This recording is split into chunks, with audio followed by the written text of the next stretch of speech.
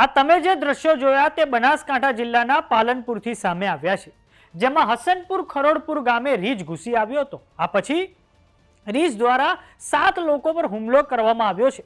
ગામ લોકોએ રીંછને ભગાડવાનો પ્રયાસ કરતા રસ્તામાં જે પણ મળ્યું તેના પર રીંછે હુમલો કર્યો છે, જેના પગલે ગામમાં હવે ભયનો માહોલ છવાઈ ગયો છે. તો હવે વન વિભાગે આ રીંછને પકડવા માટેના તમામ પ્રયાસો શરૂ કરી દીધા છે. તો આવો જાણીએ સમાચાર વિસ્તારથી. નમસ્કાર, જમાવટ સાથે હું છું પાર્થ.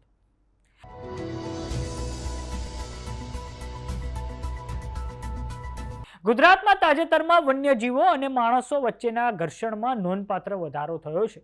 તો હવે આજે ઉત્તર ગુજરાતના બનાસકાંઠાના પાલનપુરથી એક ચોંકાવનારા સમાચાર સામે આવ્યા છે, જેમાં રીંછ દ્વારા હસનપુર ખરોડપુર ગામે એક હુમલો કરવામાં આવ્યો છે. ગામની સીમમાં ઘૂસેલા આ રીંછ દ્વારા 7 લોકો પર હુમલો કરવામાં આવ્યો.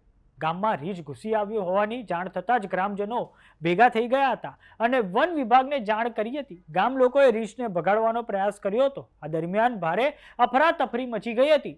રીંછ હિંસક બનીને ગ્રામજનો પર હુમલો કરવા લાગ્યો હતો. આ હિંસક હુમલામાં 7 લોકોને નાની મોટી ઈજાઓ પહોંચી હતી. ઘટનામાં ઈજાગ્રસ્ત થયેલા તમામ લોકોને તાત્કાલિક અસરથી વધુ સારવાર માટે પાલનપુરની હોસ્પિટલમાં ખસેડવામાં આવ્યા છે.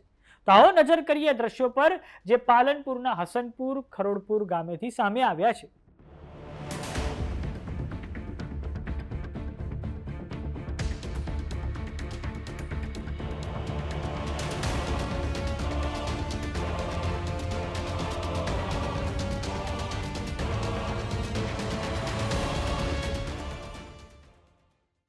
ઘટનાની ગંભીરતાને ધ્યાનમાં લઈને વન વિભાગની ટીમ તરત જ સ્થળ પર પહોંચી ગઈ હતી અને રીંછને પકડવા માટે સમગ્ર વિસ્તારમાં ઘેરાબંધી કરીને સર્ચ ઓપરેશન હાથ ધરવામાં આવ્યું છે.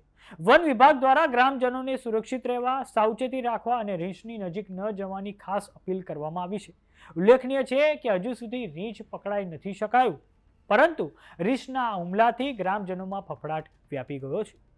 તો ગુજરાતમાં થોડાક સમયથી એવી ઘટનાઓ સામે આવી રહી છે કે જેમાં વન્ય પશુઓ હોય અને માણસ વચ્ચે સંઘર્ષની ઘટનાઓમાં નોંધપાત્ર વધારો થયો છે. થોડાક સમય અગાઉ ગિરનાર પર સિંહો દ્વારા હુમલો કરવામાં આવ્યો. આ પછી અમરેલીમાં પણ સિંહ દ્વારા એક યુવક પર હુમલો કરવામાં આવ્યો. ત્યારબાદ પાલનપુરની આ ઘટના કે જેમાં રીંછે હુમલો કર્યો છે, અને આ અગાઉ અમદાવાદના ચાંદખેડા વિસ્તારમાં પણ એવા સમાચાર સામે આવ્યા હતા કે દીપડો ઘૂસી આવ્યો છે.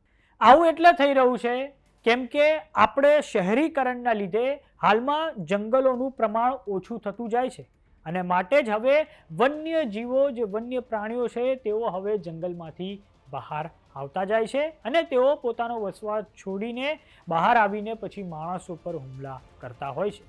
તો સમાચારોમાં અત્યારે બસ આટલું. જોતા રહો જમાવટ. જો તમે અમને યુટ્યુબ પર જોઈ રહ્યા તો સબસ્ક્રાઇબ કરો. જો તમે અમને ફેસબુક પર જોઈ રહ્યા તો ફોલો કરો. વોટ્સએપ ચેનલને જોઈન કરવાનું ન ભૂલતા. નમસ્કાર.